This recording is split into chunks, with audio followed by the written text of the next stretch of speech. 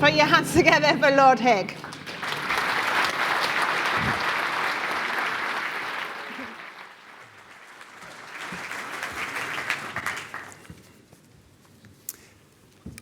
Well, thank you very much indeed. It's a great pleasure to join you today. It's 7 years, more or less, to the day since I left government. Please notice everything was running absolutely smoothly at that point. And I came from Rotherham, originally, in South Yorkshire. And I feel I identify with making things in the UK, because when I was a boy, I could walk up the hill behind our village, and I could see the steelworks stretching out to Sheffield, and the coking plants and the pits, very different things from what we make today. My best friend in the world to this day is Seb Coe, who grew up in Sheffield, not far away. And when after he'd won his Olympic medals, and I was going back on the train with him one day for him to receive the freedom of the city of Sheffield, and I said, do you think it was growing up in Rotherham and Sheffield that made us into conservatives as a kind of reaction to all of this? And he said, I don't know about that, but if you grew up in Sheffield and your name was Sebastian, you had to learn to run. So that was the start of his great athletics career. And if you go back to Rotherham today, probably one of the companies represented here today is AES Seal. I hope it's all right to mention one company. It's invidious to do so, but there's so many brilliant companies. A great engineering company making mechanical seals, world-beating exports, tremendous commitment to net zero. Wonderful company, and that is today's manufacturing, and shows that you really can get that together in the old manufacturing areas, provided you do the training and do the work on the exporting and so on.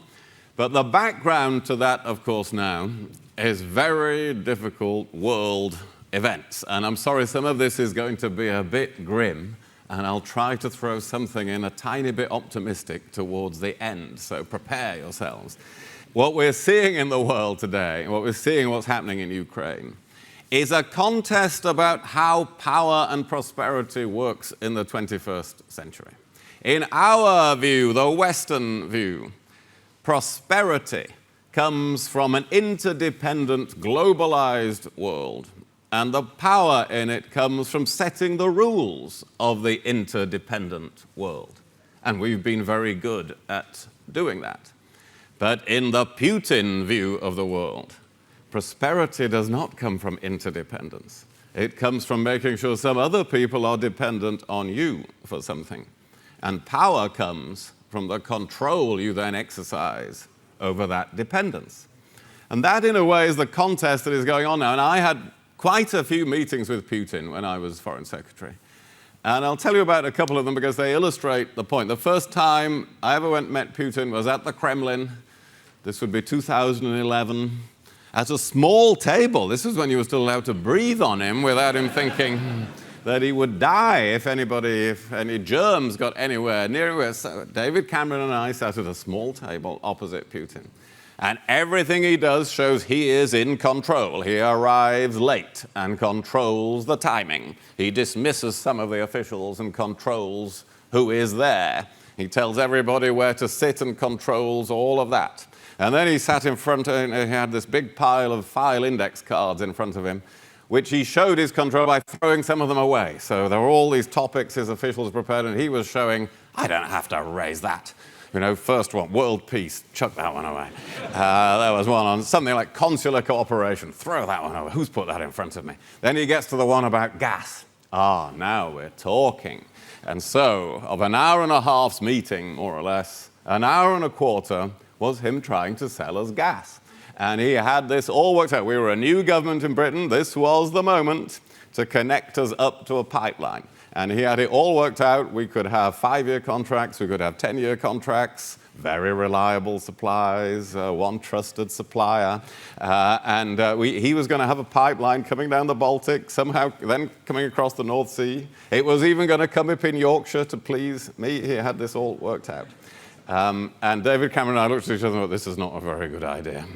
But of course, the very same moment, the government of Germany was signing up to another one of these pipelines, which they've only just now decided not to bring into operation. And his test of whether we were going to be close to him, whether we were going to have a better relationship, was were we going to make ourselves dependent on him in this way? But we knew that was not a good idea. And one of the next times I met him was a much happier occasion. He came to the Olympics in London in 2012. Judo fanatic. So the government had to find somebody on our side who does judo. Me. Right? There aren't many ministers who do judo, and not many who are foreign secretary at the same time as well. So this was a much happier occasion. I took him to see the judo at the Excel Center, but control. You see, we sat watching. A Russian was going to play a German for the gold medal, and the Russian officials who'd come with him said, it would be really good, you know, if the Russian won. And I had to say, we don't actually rig the Olympics in this country. But they wanted, it was really important to them that the Russian won. And that Putin was going to stay around. He was not going to leave London until a Russian had won a gold medal when he was there, because it had to show this control. And he was there, everything was going according to plan. Now, as it happened, the Russian did beat the German, probably on a great many drugs at the time, as we subsequently discovered.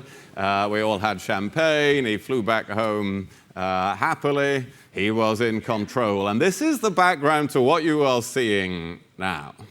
Because have you noticed, however badly the invasion of Ukraine goes from the Russian point of view, it is going according to plan. That is the official Russian. Sergei Lavrov, my old Russian counterpart, who's still the foreign minister, saying 2 days ago, the special military operation is going exactly according to plan. Now, it clearly isn't. There are something like 15,000 Russian soldiers dead and more than 1,000 armored vehicles destroyed. Their biggest warship in the Black Sea has been sunk and 9 generals have been killed. This cannot possibly have been the plan.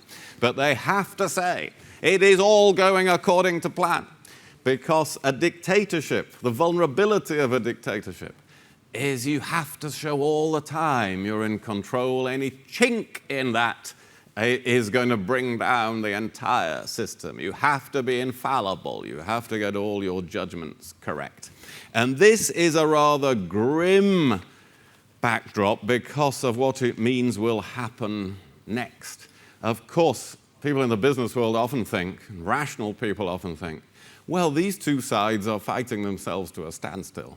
So then they will have a peace conference, and they will sort it all out. Ukraine will be neutral, and they will have some exchange of the disputed territories. This is, if you think about it from a business frame of mind, that is what you would end up doing. That is not what Putin is going to end up doing at all.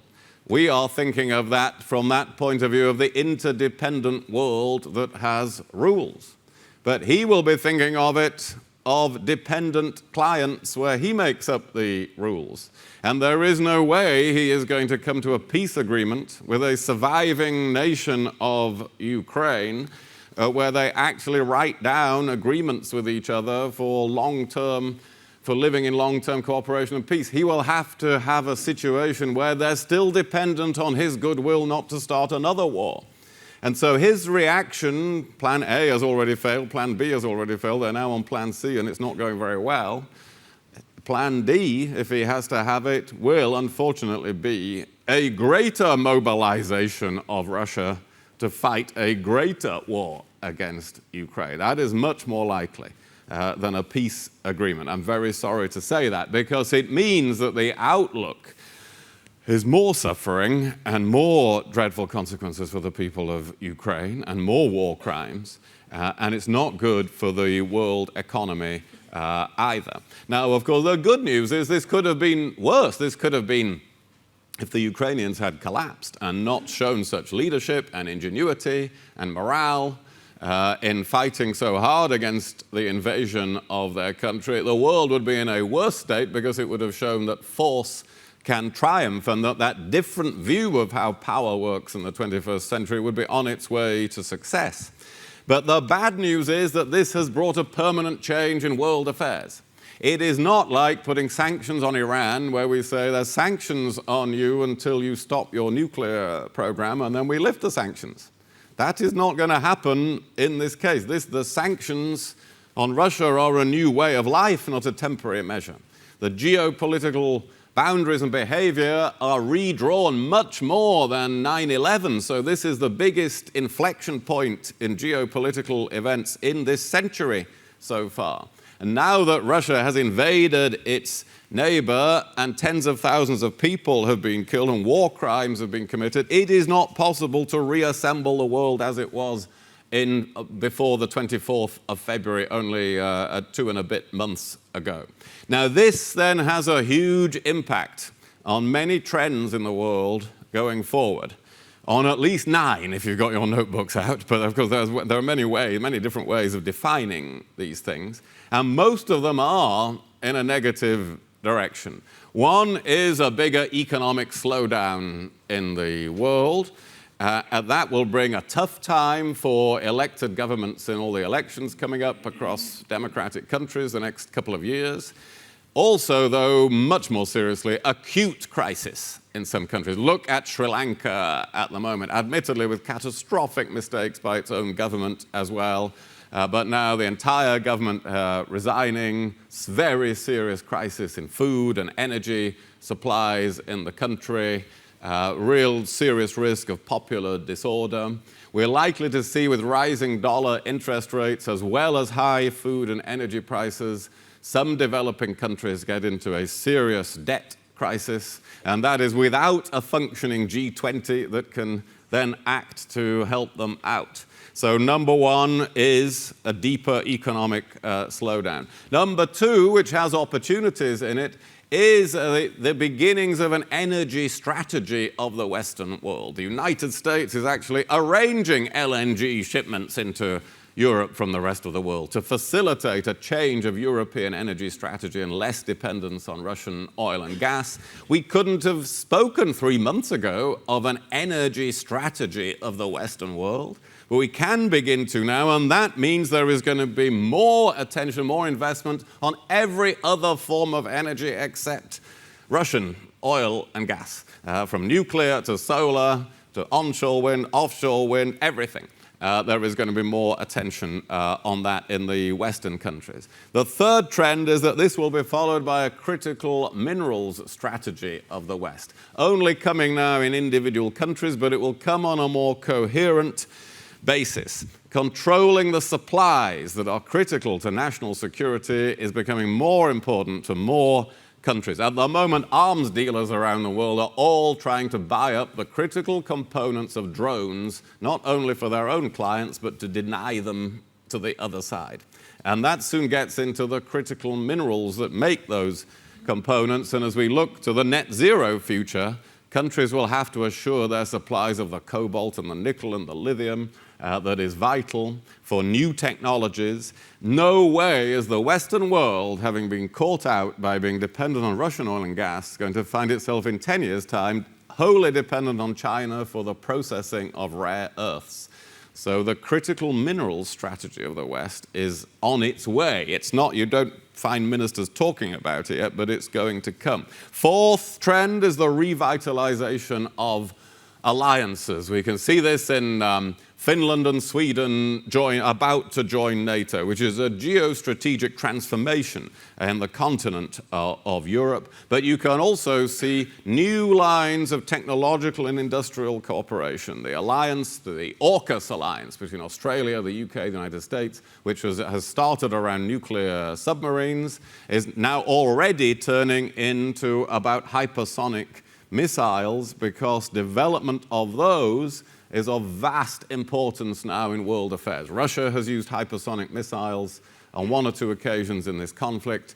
China, perhaps the most significant technological thing of 2021 was China last July launching a Long March rocket into space, which then had a hypersonic glider attached to it, which was able to come back into the atmosphere and launch a projectile from it at hypersonic speed, something no one in the Western world knows how to do.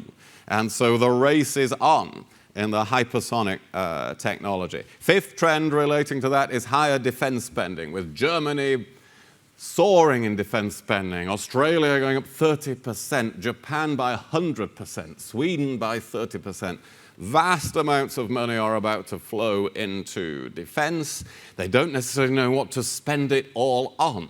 And if they're wise, they'll be spending a lot of it on research and development and resilience rather than on vast numbers of tanks, but all their military will have views about that. Sixth, what comes with this is the redefinition of ESG that we've all been working on for the last few years. Suddenly, isn't it a bit obvious that defense industries are actually an essential part of environmental and social and good governance policies in democratic countries of the world? Don't we now have to encourage some of our own oil and gas production, since it is strategically dangerous to be reliant on it from other parts of the world? What counts as ESG is about to change. Seventh and crucial in manufacturing is a separation of economy. The beginnings, not full deglobalization, but a partial deglobalization. Some of this is deliberate. We are cutting ourselves off from the Russian economy in many ways.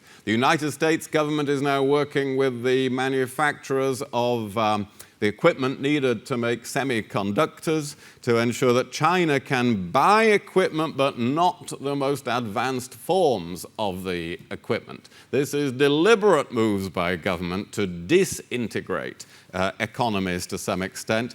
Then there is the huge effect of perfectly sensible risk-based thinking in companies all over the world. A bank in the Middle East is not going to let all its contracts be with a Western bank which might have sanctions imposed on it at any moment. It is going to diversify around the world. A manufacturer in the UK is probably not going to have all their necessary supplies of components come out of China or one place in China anymore after COVID and in the light of the current crisis, how rapidly geopolitical events can override economic considerations. Eighth trend in the world is international organizations have become less effective, from the United Nations to the G20. It's an obvious point. I won't labor that point. And the ninth point has a little chink of optimism in it, and it relates to you, which is that innovation is going to be further speeded up in the world by this crisis and all its knock-on geopolitical effects. Now, there is some debate about this among economists. Some say that if technology is becoming more separated in the world between the Chinese part of the world and the US part of the world, that actually that reduces innovation because there is less competition between companies that need to be ahead of each other. But my view is that the lesson of history is that confrontation between strong powers in the world speeds up innovation. Look at the Second World War, bringing the jet engine, nuclear power, and so on in far faster time than would otherwise have happened. And so now I think what we are going to see is final confirmation that this is going to be the fastest decade of innovation in the whole history of human civilization, and that we can see this coming in advance, which you've never been able to do before. And that is for 4 reasons. They're easy to remember. They all begin with C. Convergence, the convergence of so many technologies, robotics and 3D printing, and the beginnings of a merger between information technology and biotechnology that is now coming. Second is COVID, that has awakened so many people to being able to work in different ways. Third is carbon. We are in the first period ever in human history where the governments of the world are all requiring innovation by law in order to meet net zero target. That has never happened before in the history of human civilization. And the fourth factor is competition between powerful states who have to be, I just gave the one example of hypersonic technology, they have to be ahead between the United States and China in particular, in quantum computing, in artificial intelligence, in space. They said we are now in the first period of human history where events in space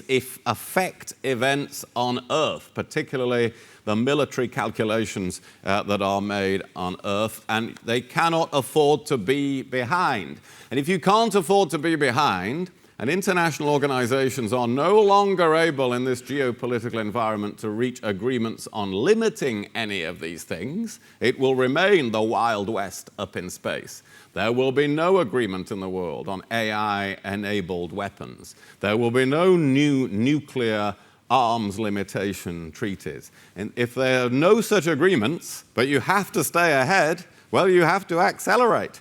And that acceleration of state sponsorship of technology, particularly in the security field, but security very broadly defined, is now going to really speed up, I think. And this, of course, is where what you are doing is so important, because the world is, our economy is increasingly going to be defined by how we respond to this danger, which is going to mean more defense spending, and how we respond to demography, that so many of us are going to be in our 80s in 20 years' time, with far fewer people around working in order to pay for our expenses. This danger and demography are going to be the drivers of politics, because they're both very, very expensive. There are ways of trying to make them cheaper. If we can buy a lot of cheap drones that blow up all the expensive equipment to the other side, we can save a lot of money on defense.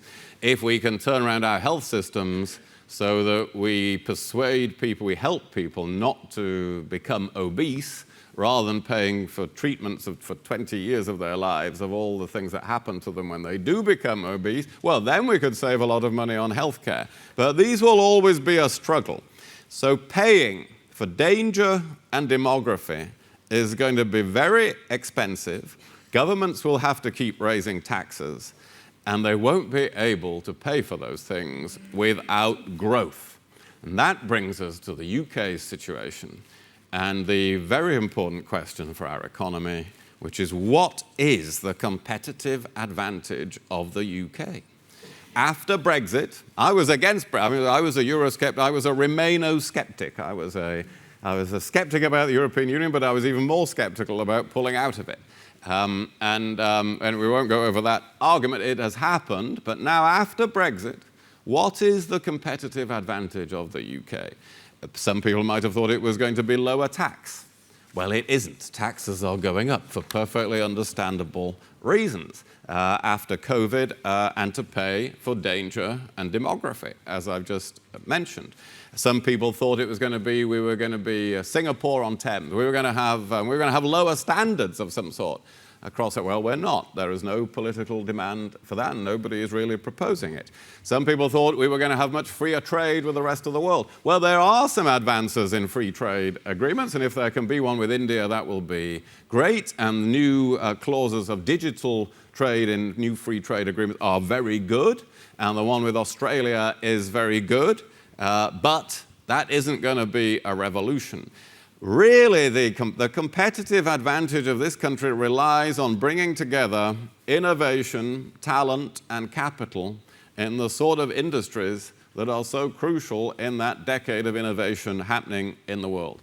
Innovation, talent, and capital are the three decisive ingredients, in my view. The United States will have all of those three things through the 2020s. China will have all of those three things in the 2020s. Many places in Europe will lack either the innovation environment or the supply of talent or the capital. We have to make sure, since we do have a climate of innovation, that we are able to supply the talent and the capital. This framework of requiring those three things, I think, is worth remembering. Now, what does that mean we have to do? Well, we really have to do what we've done in life sciences in many other sectors as well. Life sciences, the brilliant British success in vaccination in the middle of the pandemic, came from leveraging the tremendous strength of our universities, from fast-moving regulators, and from governments being prepared to take a risk of betting on many things, even some of them that would fail. And that is going to be needed across many other sectors of the economy. And there is an innovation strategy now, and Kwasi Kwarteng, who you're about to listen to, will be is right on top of all of this and in charge of much of this. And it covers advanced materials and manufacturing and AI and genomics and bioengineering and advanced computing and robotics and so on. There will be many other areas where clear strategies are needed to ensure we leverage our universities, that we have fast-moving regulations, that we grow the necessary skills in this country, and that government helps to pump prime some of what is going on. And that's in fintech, and it's in gene editing, and it's in cannabinoid medicines, and clinical trials, and drones, and satellites. So I believe that the government is going in the right direction and thinks it knows where it's going. It is going in the right direction in encouraging these things. But it is going to be very important to add to what it's done with an innovation fund, with a new advanced research agency, with a chancellor hugely increasing the R&D spend from public sources in the British economy. It's really important to add new sources of capital. And it's very good they announced the other day the changes to the Solvency II directive that will free up some insurance assets. I hope they will free up the assets of the investments of defined contribution pension schemes to invest in a portion of their assets in private capital and riskier assets, which will be good for the pensioners and for the supply of capital in the economy. And I hope they will drive forward at the center of government that whole business of ensuring we are the home of innovation and talent and capital. I would certainly recommend to them that we have an actual department of science and engineering and technology in the UK. I'll upset him in advance, or maybe he will like this idea. Turn his department into such a department so we don't have digital over in a different department and some other things over in the Treasury. Make sure that the National Health Service is a vast database of research and innovation. Make sure that we have more scientific expertise in government. And if we can do that, this country is in a strong place to be the home of innovation, talent, and capital. But it's going to require tremendous emphasis and drive. At least you know, in this world that's got more difficult, in all the multiple ways that I have described, that you are going to be where the action is in responding to danger and demography. And so I salute what you're doing, and I wish you well with it. I hope those thoughts are of some use, and I'd be delighted to answer your questions. Thank you very much indeed.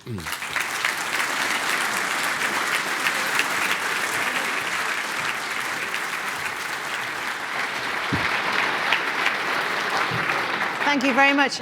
Should we take some questions then? If you want to pop your hands up and we'll get some mics towards you. Hi, we've got one at the front. If you just keep your hand up in the air for me, that would be great, and we'll just get a mic to you. While that's happening, can I just ask a quick question? Just obviously a lot of the businesses here will either already be exporters or perhaps thinking about exporting or thinking about expanding. What do you think, given everything that's going on, it means for them at the moment? Well, it depends where they're exporting to, of course. Yeah. If you're exporting to Russia, it's not good. No, This is a fairly obvious point. But this is why it's important to stress that it's a partial deglobalization. It very much depends what you're exporting and where you're exporting to. The slowdown in the world economy is not good for exporters anywhere. And Brexit hasn't been good for exporters into the European Union. So it's a very difficult time for exporters. But nevertheless, we are in this age of extraordinary innovation that is going to be speeding up. And people around the world are going to be looking for that very reliable source of supply and to diversify their sources of supply. Well, in that, there are great opportunities as well as some problems. Yeah, good. Yeah, you had a question. Go on. Thank you, Lord Hague. That's a fabulous talk. Much enjoyed it. My name's Christopher Nieper, and we have a family manufacturing business with 300 staff in the Midlands. I was fascinated. You pinpointed these three elements: innovation, talent, and capital. You carefully described what we're doing about innovation. The Treasury's putting a lot more money into R&D, etc. You talked about a government department for innovation. We're awash with capital as well. There is cheap money everywhere. But the one thing you didn't expand on is talent. And that's been talked about earlier today. Do you have a silver bullet to unlock talent throughout the UK, not just in the London and South East? I mean, could you take what you've done for innovation, research and development, and apply exactly the same technique to incentivize employers to develop talent in every town, in every village, in every city, in every sector? Well, the answer to do I have a silver bullet is no. Because, of course, to get these things right is a matter of national culture. It is a matter of doing 100 things right. And nevertheless, we have to start out on that. Now, I've written it's really easy once you're out of government, because you just have to write in the newspapers what they should all do without actually doing it. And so I do in the Times every Tuesday. Today's copy is available on good newsstands. But I did write about this some weeks ago about, my advice was, if I'd still been in government, make education and skills the central mission of government. Since inequality and innovation, alleviating inequality and promoting innovation are our prime needs, education is actually at the heart of all of that, and levelling up and everything else the government talks about. But it would really require, it requires changing some specific things, like clearly you will all know much more than I do about how the apprenticeship levy works, but doesn't seem to be working very well because it ends up with a lot of unspent money. Things like that are going to need quite a big change. And things like we've introduced very good things like lifetime learning guarantees, but actually the people who've already got qualifications need to keep lifetime learning as well as the people who haven't. So things like that would have to change. But then you really have to set about a national culture. And I proposed in what I wrote about it that we really say this is our central mission, to raise the level of educational skills in the UK. And that means mentoring schemes involving millions of people, because it's something that the whole country joins in with. And it involves making sure that the sort of business I was just describing in South Yorkshire, that is what people learn about in schools and universities, and the sheer excitement of that. Because actually we don't have the same culture yet of the excitement about technology and manufacturing that you do have in some other countries. When I visited Korea originally, the first 20 years ago, I ended up on their sort of Saturday night TV show that was celebrating their biggest inventors of that week, and it was bigger than Blind Date. And they were celebrating technology. Well, it really needs something as big as that, and you will all be the best advocates of that. But I'll keep writing about it, so you send me ideas and I'll put them in the Times. Isn't part of the problem, though, that as things stand with the academic system in education, teachers are judged by Ofsted. That's what they live and die by. And it is very much about academic attainment, not the kind of, the career prospects of kids. Like, wouldn't it be great if we did a league table of schools based on where the kids went for their jobs rather than what grades they got? Like, because it just feels like it's all about grades, and that doesn't... Well, there we are. That's... I'm collecting ideas as I stand here. Because that's the thing. It just feels, you know yourself, you've been through the system. It is all about what grade you get, and that cuts off so many young people who have so many other skills that are vital in industry. Well, there are countries, though, that are much better than us in this, and they're still judging people. They're getting their grades, but they're getting them in different things. Where we can learn from education in East Asian economies, they don't lack for inspections and grades, but it is a different national culture. Finland, we should be talking a lot about Finland in our country, because they do have a good educational system that is more like you're describing, which is not grade obsessed, but they've got the national culture of innovation and technology. So we have to be a bit more like Finland, I think. So any other questions? Anyone? Yep. We've got a few over there. If you keep your hands up, and we'll just get both mics over to you so you can jump in. One after another. There we are. Yeah, we'll take that first one. Yeah, go on. Thank you, Lord Hague. Patrick Heskins from the British Aerosol Manufacturers Association. You talk about the building blocks of talent and capital. One of the Cinderella areas for British industry, to me, is often the chemical sector. Every manufacturer here will be reliant on chemicals, and our chemical industry has been underrepresented and poorly represented over the years. And it was really more a statement rather than a question, because the chemical sector needs to be bigger in this country, and regulators also need to be more careful in how they regulate the chemical sector, and not stop it being able to do what it needs to do when you talk about innovation. That's definitely a statement rather than a question, yes. But it's a good statement, so thank you for that. There was Lydia, yeah, Jonas. Hi, my name is Alison Glaister, and I'm an associate professor at the University of York. I guess you were talking about different economies that create skills, one of which, say, could be Singapore, where they have a more coordinated approach. And it would seem that perhaps some of the problems that the UK faces is the fact that we have what we call a voluntarist system, where it's essentially left to organisations to actually invest in those skills.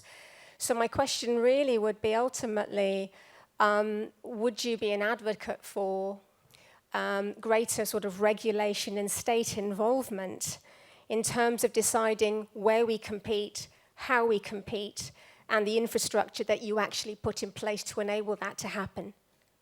Well, to some extent, yeah. I mean, we don't have the same national culture as Singapore, which has its strengths and weaknesses. Singapore does have those advantages, but it is it's a less free society politically. In this country, the opposition might win the next election or not. In Singapore, they probably won't. It would be extraordinary if they did. So it's a different national culture. I do think, though, it can go some way in that direction. I mentioned life sciences earlier. Well, let's think of some of the reasons that's been so successful in the UK.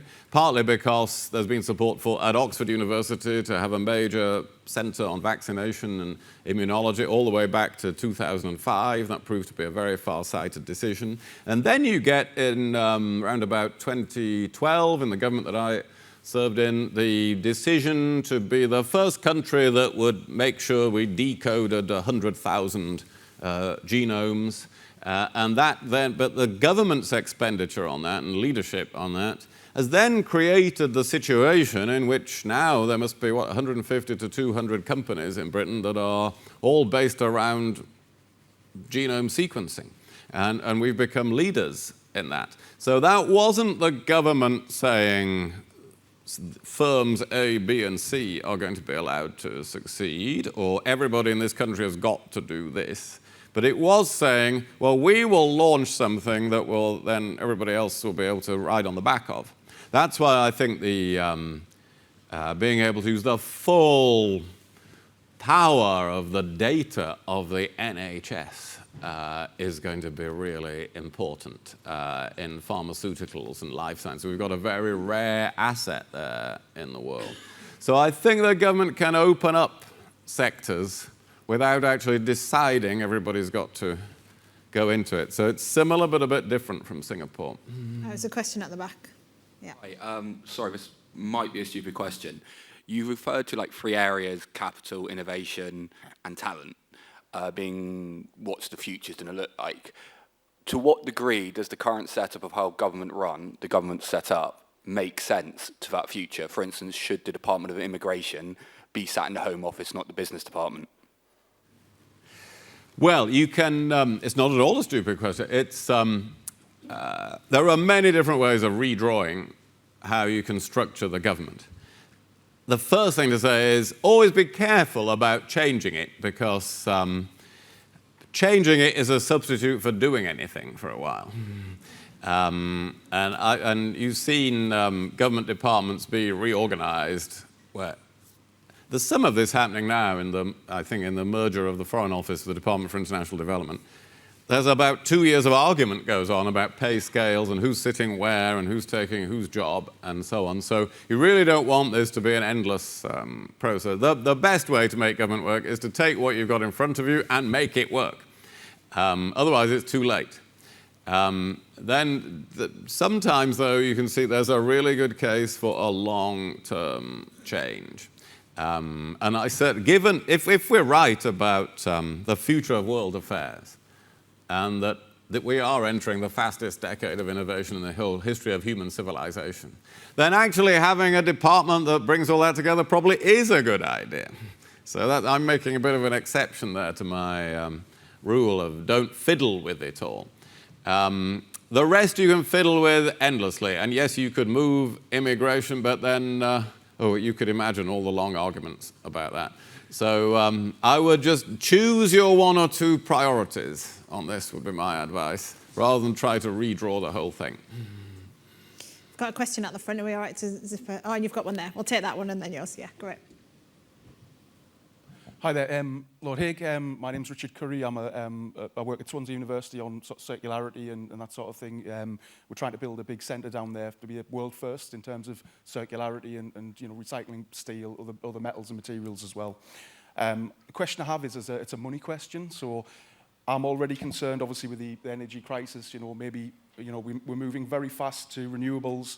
It's got its cost, but also, in terms of CO2, that's going to potentially push back the amount of effective money that comes into innovation and may push back, some of the targets we have.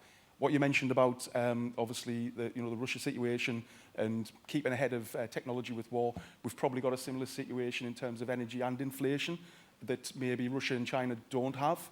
Do you have any thoughts on that? Well, most of the world will have this. This is going to be a big problem for a lot of businesses and obviously a lot of households as well as businesses. It is a global problem. And we're going to see the problem of high energy prices and inflation all over the world. An economy like Russia is going to have much bigger problems. The forecast is its economy will shrink by 10 to 15% this year. And it's shrinking, permanently. It's losing its main source of income permanently for the future, at least for some years until they can build new gas pipelines. So many economies will be in a worse state. So I think what you pointed to is a very genuine problem for businesses, which will probably drive innovation even faster because the only way to succeed will be to find ways around this problem. Nobody's going to buy off the problem, though. It just is an economic shock, and no treasury in the world, when the Chancellor says, well, we can't solve every problem, he is sadly right. Because he has to maintain the creditworthiness of the economy. So I think, you're pointing to a serious problem, but it's going to be a worldwide problem, and we all have to find the ways to compete in that environment. No one is going to be exempt from it. Excellent, and I think at this point we'll wrap things up there. Thank you very much, Lord Hague. Put your hands together for Lord Hague. Thank you very much.